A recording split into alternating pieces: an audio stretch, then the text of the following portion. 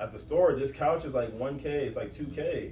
If you go on like certain apps, like basically auctioning off, like giving away free furniture. We bought it for $290. 2 weeks later, they went down in price by $60. Like if you hear a girl tripping on like a nigga in public, most of the time you gonna be like, oh, you fucking up, you know, I'm gonna be on the girl side. If I tell a woman, if I'm like, all right, put on some leggings and some sneakers. Don't tell her to put on some leggings and sneakers.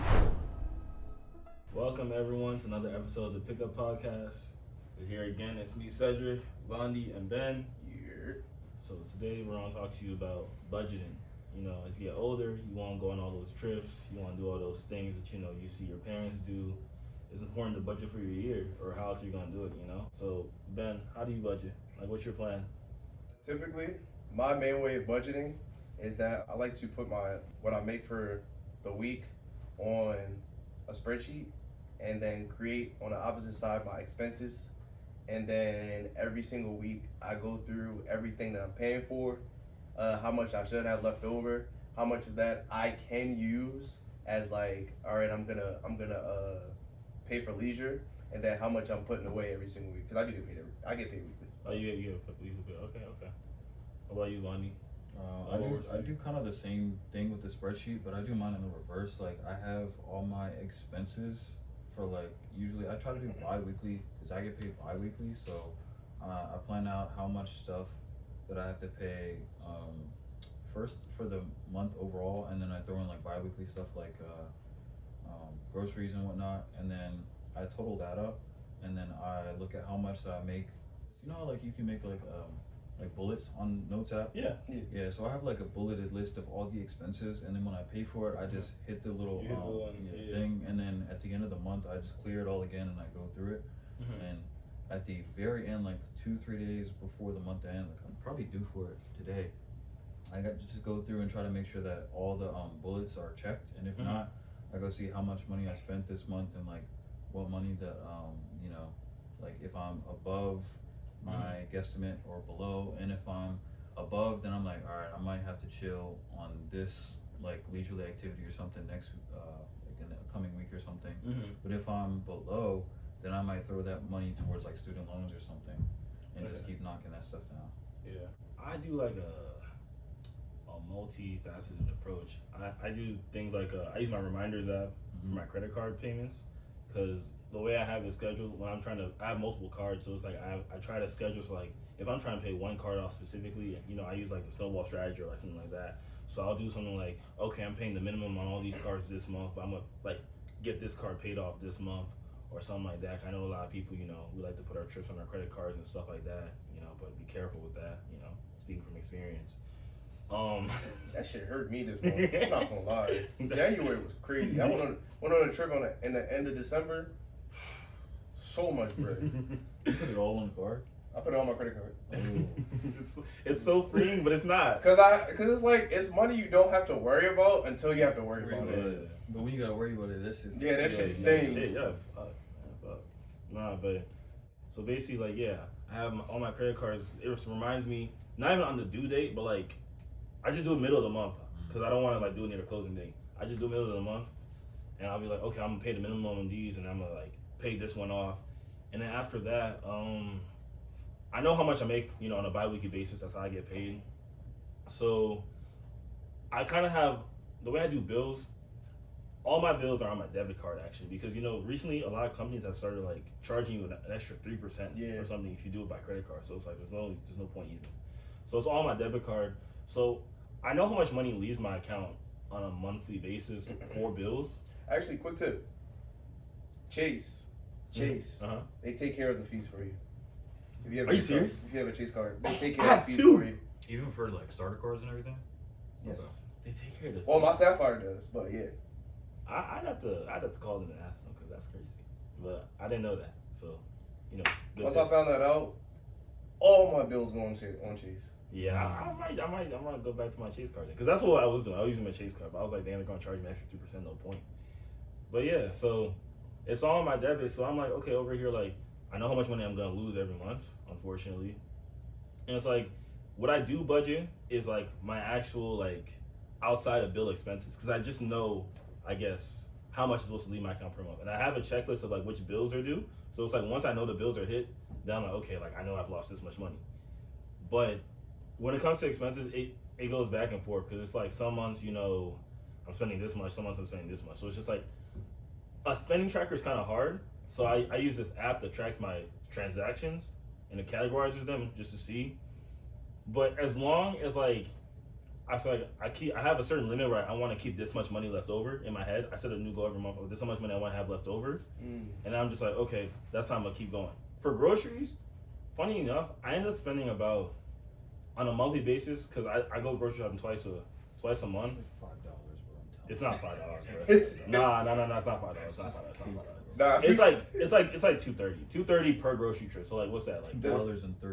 Does the grocery trip include crumble cookie? No. It goes up like $100. That's the first. Bruh.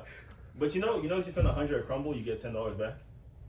Of course you would know Such that. a deal. It's a terrible deal, but I don't know how they keep doing it. They get away with it. They give me every time. Just to let you know, I've redeemed that deal at least 2 times.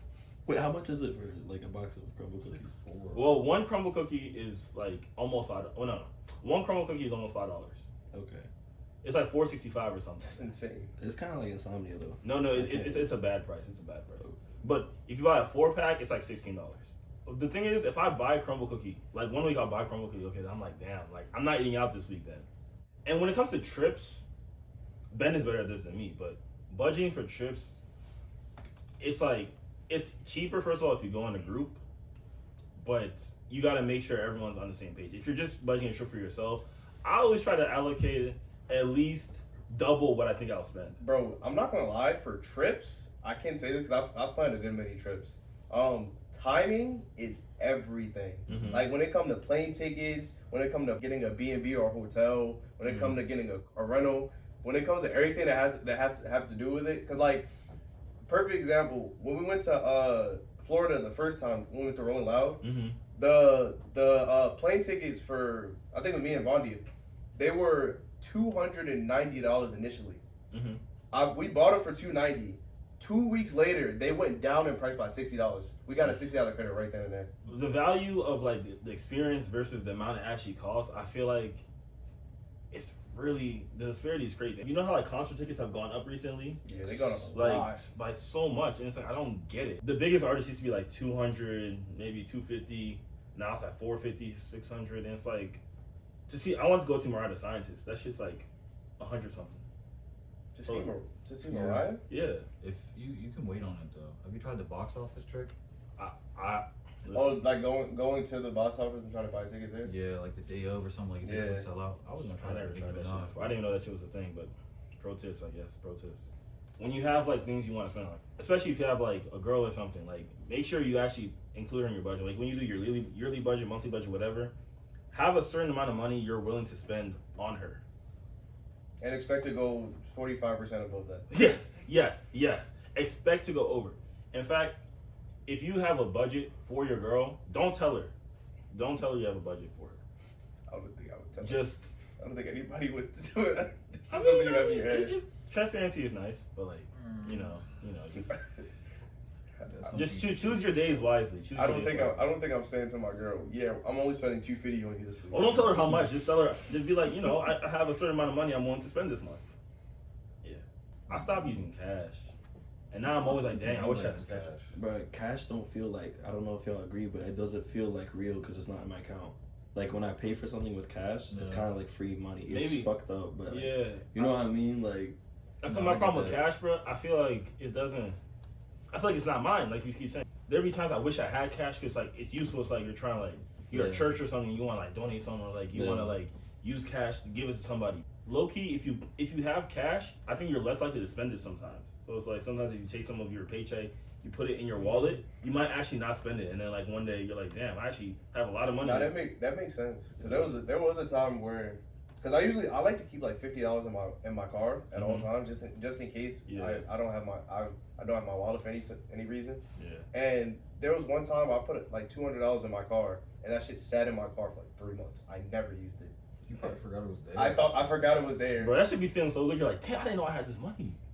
And then I found I was going through my stuff because I was looking for my my contact lens case, And I was like, wait, why do I have all this money in my joint? And I was like, shit, I'm about to go spend this shit. That's the problem though. That's the problem. More of the story, just it's important to have a budget. Like, do something. There's so many like resources out there to budget. You can use like a spending tracker. You can use just your bank accounts. Apple Pay has like a way to track your spending. It's really too many resources out there to really just be like, I can't do it. Like, you could have someone do it for you. Like, I remember last year, like end of the month, I met with a financial advisor because my cousin wanted me to, and like he got me right. He told me exactly how much what I need to do to like be where I want to be by the end of the year. Once you like have that information, you're armed with the information. What can really stop you other than being undisciplined? I'd say also bring back bartering, bro. What the hell happened to bartering, man? Oh, for like. Just for stuff in general. Oh, like on like auction sites? Anywhere, because I feel like you can't barter at like the store though. I'd have done it before, bro. Where do you mean at the what store? Like what? Like Walmart? Yeah, like bro. I remember one time. Where was I? I was outside of Target, and then I was going in to buy, I think, a new controller or something. Mm-hmm. And some dude was like, bro, I just like he returned the controller or something, used a gift card and got two, but then he realized he was like. I guess whoever he was buying it for whatever reason, he was like, I don't really need this shit, but they wouldn't let him return it because he had just bought it and they thought he was trying to run game or something. So he was like, bro, like I'll give you this joint for like 50% off or like for something else. So I think I had like a pair of like shoes in my trunk that I like didn't need. So I was like, bro, I'll give you like 15 in this pair of the kicks right here, and he was like, "Fuck." Oh, it's even like unofficial. I think with the cashier. I'm like, the cashier's not gonna look for that. Not in there, because then it's like they're gonna lose their job with that shit. Yeah. I'm talking about like online, like Facebook Marketplace, bro. Like I know what you mean. No, they do trades on Facebook Marketplace. That's what I'm saying. But we need as a society, I know what you mean. Like most people would just buy something, and then when they don't want it, they just throw it out. And I'm like, bro, like that's kind of a waste, because like it's gonna go to a landfill. Number one, save the planet. Number two, save your pockets, bro. Like, just throw that joint out. To piggyback off that, we need to learn to, like, we can buy things, like, not from the store. Because sometimes the store will charge you an outrageous price, and you're like, I can get this cheaper from someone else. People don't really be thinking that. Like, outsource. When I was buying my apartment furniture, I was like, dang, at the store, this couch is like $1K, it's like $2K. If you go on, like, certain apps, like, there's, like, neighborhood apps where, like, people are just basically auctioning off, like, giving away free furniture that they've never used. They just don't have the time, they don't have the space for it or whatever. You can get that for like, I remember I got my bed set for like $300, a frame, mattress, everything, pillows, everything. And it was like, I was like, dang, this would have cost me like $1K.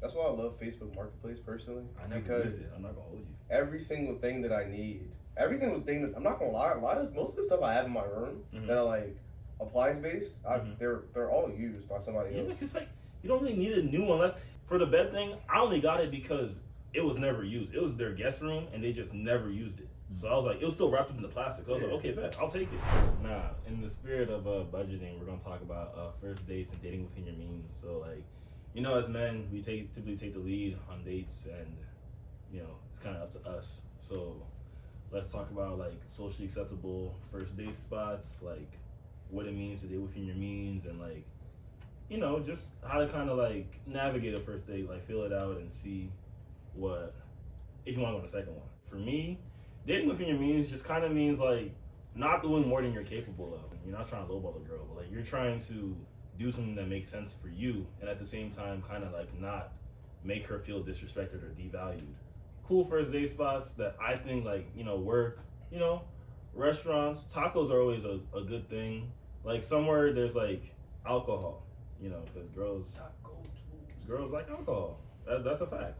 Now, alcohol is expensive, so typically, you know, don't take a girl anywhere where there's alcohol if you don't have the money to spend on alcohol. Not gonna lie, those Hispanic restaurants, they be giving out those $2 shots crazy. They do. Those $5 marks, bro. $5 marks are cool too. They're places. Some people have deals, so you know, like keep a lookout. But it's like, in general, try to be careful where you take a girl if you're not ready to spend that money, because you don't want to end up feeling like, oh, I blew all this money. The date didn't even go how I wanted to go. You know, so it's just like, you gotta have the mindset that you're doing something that's within your means, so you feel comfortable spending the money and knowing the outcome could not be what you want. I don't really do the movies. I feel like movie dates aren't really good anymore. It's kind of outdated at this point. Yeah, movie dates aren't cool. I'll do a driving movie. Driving movies are kind of fire. I feel like that's not a first date type thing. Nah, it's a nice chill spot. Y'all sit back, relax, watch the movie. Like you can do creative shit, like picnics low key. Picnics low key are still. But that's like a talk. If it, y'all can't talk, encourages talking. You can't talk during a picnic. No, driving. Oh, Because if you really like trying to watch the No, film, the drive-in you could do more than talk. You can do a whole lot during the drive-in movie. Get some tits and it's over. As an individual who enjoys cinema, I'm gonna watch the film. But it's like, Bro, if I'm with a girl, I'm not enjoying the cinema. I'm not. I'm so sorry, man. You can watch it by yourself. I mean, I'm gonna enjoy some cinema, but it's not gonna be Yo, you hear the soundtrack? That's Hans Zimmer. That's cool. Nah, but it's like shit. It's like, what's your purpose? Are you going out? I mean, you can do both. You can do both. Realistically, you can do it. You can enjoy yourself individually and with the girl. That's the whole point. I got a question though. Do y'all think that? Because I love to laser tag. Would y'all think a laser tagging is acceptable as a first date? It depends on the type of girl you're looking for. Yeah. Because like if I tell somebody, if I tell a woman, if I'm like, all right, put on some leggings and some sneakers. Don't tell her to put on some leggings and some sneakers. We going out. We going to do something active. Like, what she gonna do? You gotta give him a heads up though. That's what I'm saying. If she come out looking all nice and we gonna go laser tagging, like she gonna look like crazy. She gonna be. I still say that's like second or third though, because like at first date, I feel like you're establishing a relationship and interest, and you. But that's like the thing of checking of like, oh, is she entertaining in an entertaining setting? If you want to make her comfortable, you can do something that's like, because like in a setting like at a restaurant, right? If you guys are sitting across, stiff sometimes. If you guys are sitting across from each other and then like, you having like a conversation for 2 minutes and then it's silence for 35 seconds, you just fucked up the whole date at that point. But if you're doing something active the entire time, something's happening. End of the day, first dates are supposed to be you're trying to have a good time with the person. If you're doing something like active, and you know that like even if it's not going that well, you're still gonna have a good time. Like you didn't waste the first date. Type shit. And you just know at that point, like, oh, I can't do something fun with this person. They just not compatible with me. Like, in my opinion, I feel like that at the end of the day, you'd want a good experience, even if you're not going, because you don't, like I said, you don't want to waste the time. But my biggest thing is the comfortable aspect of it might not come until like the second, third date. So the way you can make it comfortable during the first date is if you're doing something like open, where you can like be yourself. Because like sitting down, having a conversation with somebody, it's more so like it's almost like you're trying to be somebody you're not. Yeah. If you're, because like take me for example, I'm not really like a huge extroverted person. Like if I sit down across from somebody like I don't know, I'm not gonna be like, you're gonna feel awkward. Yeah, I'm not gonna like, always have something in my head or always be able to blurt out something for a conversation.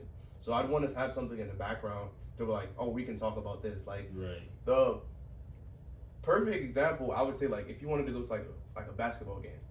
Those are always good. That's a good idea. A basketball game.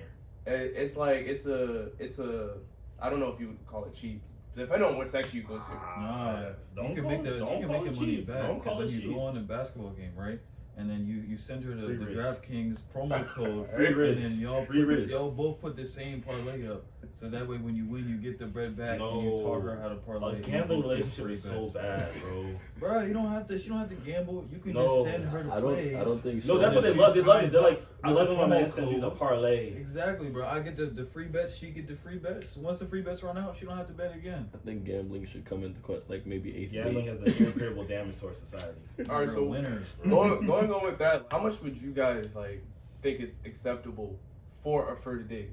I thought of a parameter. I think it depends on how long you've known this person, because like you can go on a date with somebody that like maybe you've known for a while and y'all have had like you've been cool or something, and then maybe there's been like some slight chemistry and you just decided after so long a time to like try something new out where you already kind of know the person. Then I think maybe the threshold for the money spent is a little bit higher, because you're not worried about getting to know the person. You know what I mean? Like somebody that you were friends with for a little bit initially, and then maybe y'all are trying to like. I spend less money if I already know them. I spend less. Because if they're already comfortable with me, I'd actually like I feel more accepting of spending less, because I know we're there for a good time. Yeah. Not to like seem like I'm good for this. I was saying I would be okay with spending more, because I'm not really worried about them just trying to like use me to get whatever. Yeah. Like, either way, I can see it go either way. I would buy NBA tickets for a shorty that I've known for a little bit, and we're going out on a first actual date. But like, wait, how long do you get to know somebody before you take them on a date? That's also variable. You know, what I mean, you can meet somebody on Tinder and y'all be talking, and it's like, oh, I'm fucking this person. Let's go on a date. And it's only been a week. Don't take Tinder people on dates. That's my rule. It's a theoretical. Don't do it. Don't do it. It's a possibility. Yeah, no Tinder, but Hinge is okay. Hinge is cool. Hinge is cool. Don't do Tinder either. The biggest thing it depends on for me is how much I think I'll like the date. Yeah. Because like if I think no matter what I'm gonna have fun, I have no problem spending a little bit extra money. Like say Philly's playing the Suns, for example. Like Joel Embiid's playing Kevin Durant. I'd pay. One of the niggas is injured. Don't say that. Okay, Don't say but that. hypothetical. Say both of them are playing. I'd be cool with spending $140, $150 on like floor seats, just because I know like, oh, if she not fucking with the basketball game, she not fucking with me, I'm still at a basketball game regardless. So I'm gonna have a good time. I'll take girls to restaurants that I really like. Exactly. Right? Yeah. I really enjoy the food, and But fuck it, it's just an extra tax. It be blowing you know when they I don't mean? like the restaurant. What? They be like, it's okay. It be pissing me off on the Yeah, date. nah. I'd be like, shit, I'm ready to order a second entree. I feel like low key. Like now you're pissing me off. Can I get one to go? Real time. I'll be like, you don't have to, but whatever she don't, I'm taking that shit home. I'm not gonna lie, dates are an example where money is just for the experience. Honestly, to me, I'm not spending 200, 300, but I'll spend like at most maybe 130. Like a first date, you know, like type shit, you know. If that's for two people, that's not too bad. But it's not too crazy, you know. It depends on, you know, where you are in life and where your means lie. So, you know, a $150 date to us might be not that much, but maybe like some of the younger viewers, or maybe some people that just like have more stuff to pay for and more responsibilities and things to worry about. Yeah, expenses are. So you have to make it so that the date, it's nice. It's not, you know, it's not like too frugal where it's like you always penny pinching and stuff like that, but it won't make or break you for like whatever upcoming thing you have. Because like God forbid you go on this $200 date and then like you get 2 flats tomorrow and you got to get brand new tires, and it's like, about to say, God forbid. that's what I'm saying. So it's like, no, really finish me. I'll be done. 2 flats? Nah. And it's like not even both in the back. It's like both one in the front, one in the back. I'm playing the highway after that. Car wheels in that bitch, bro. Y'all gonna see me do a back. Y'all know that Kobe commercial where he jump over the car? That's gonna be me. I'm scared by that bitch. 2 flats is crash outable, bro. Oh my god. What I'm saying, bro. Can you imagine, bro? You just went on an expensive date and then something like that happened. Like, it would suck already, but then you just spent the money that you would have on that shit on a date. And you're like, no, for damn. sure. You gotta be able to still stick to your budget after. Like, it's gotta be something like you go on this date and you can still like meet your goals for that. It didn't offset your for the like. Don't do that to yourself. That's why I feel like for myself, I always have like I have my savings, but I always have a set of rainy day money. Like if anything happens, like to the extreme, I can pull into this and not pull into my savings. I take a bit out of my paycheck too to do that. I got a bunch of cash hidden somewhere in my house. The problem is I hid it years ago. you don't know where it is. I hid it so well, I forgot what it was. Yeah, I forgot. No, that's crazy. That's crazy. I'm gonna find it eventually. That's some real Mr. Crab shit. Able to end it off. Ben had a question for all of us. All right, so since we're in the spirit of dating, my question for the guys that are here and everyone that's watching is that what's off limits to you guys in a relationship? So we're talking about how you speak to one another, what type of actions, who and when can you talk about a certain person, stuff like that.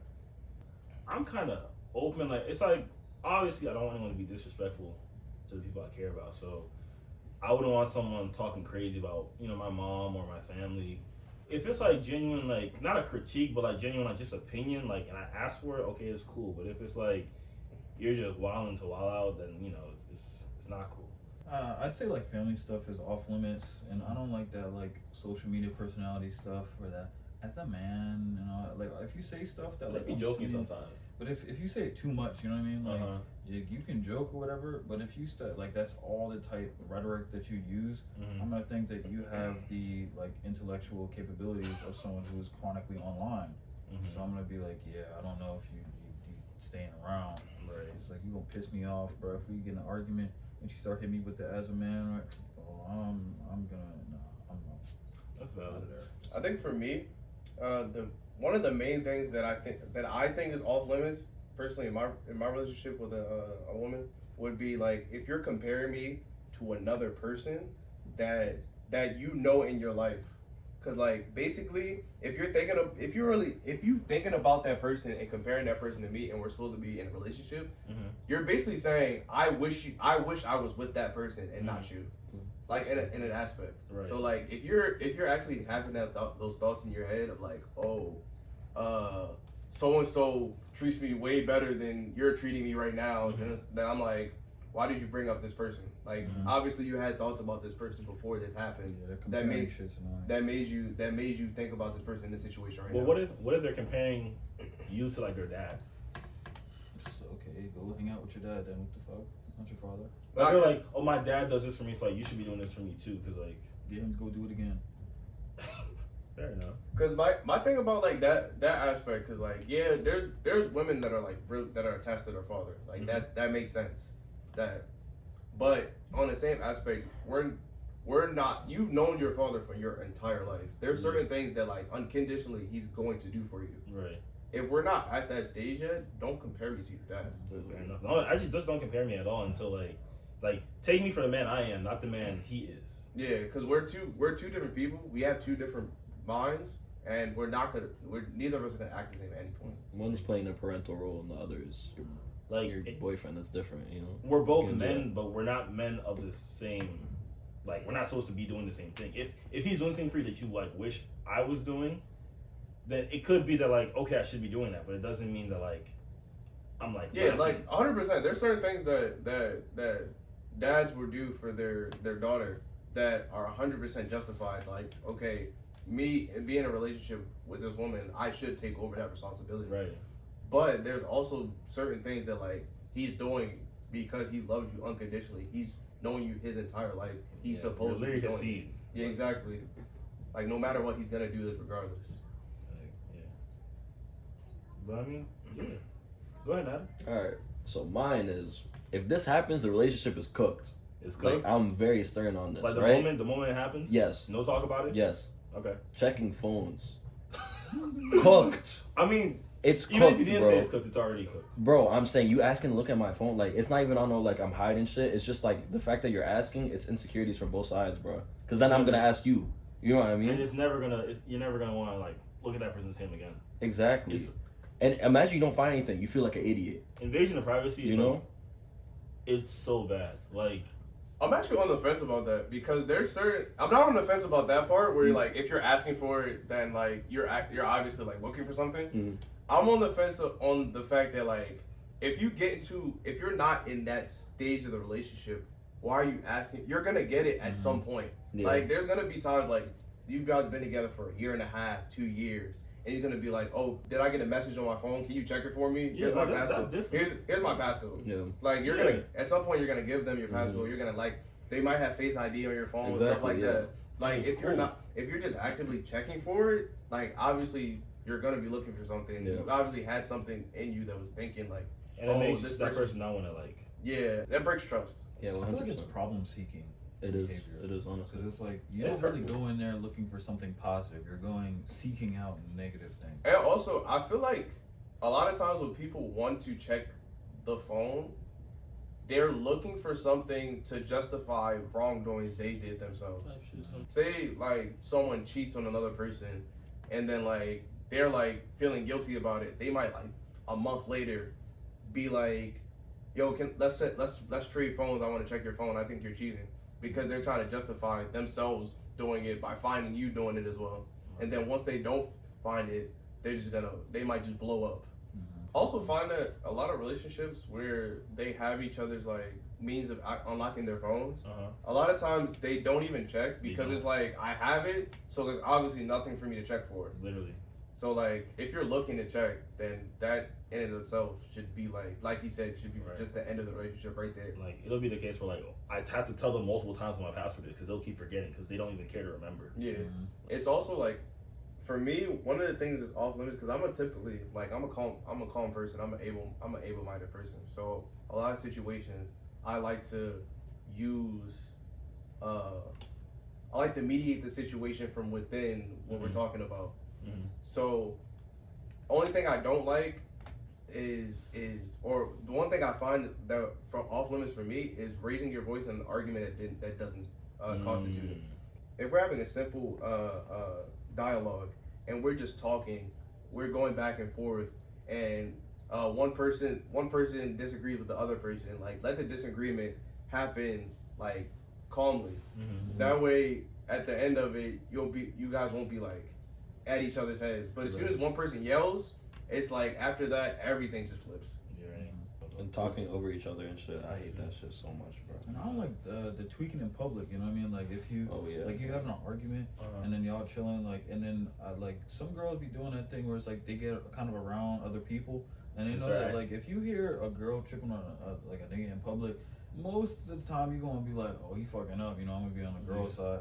So like they maybe like start saying something or something when there's like people nearby, but then it's like y'all one on one and it's that same energy is not kept. I don't like that. That's a big red flag to me. To piggyback off that, like just in general, like telling other people, like if you're in a relationship, telling other people your problems, like in a sense, like you're instead of talking to the person you have a problem with, you're telling all your friends like, oh, like they did this, I can't believe this, and you're not even addressing with the person themselves. To play devil's advocate for that, if you're in a healthy relationship, there should always be one person that you can vent your problems to. No, like, for sure. Like a person you're close with that like it stays between you two. Because there's gonna be problems in a relationship, and there's gonna be ones that you're not supposed to talk about because it's like too taboo of a topic.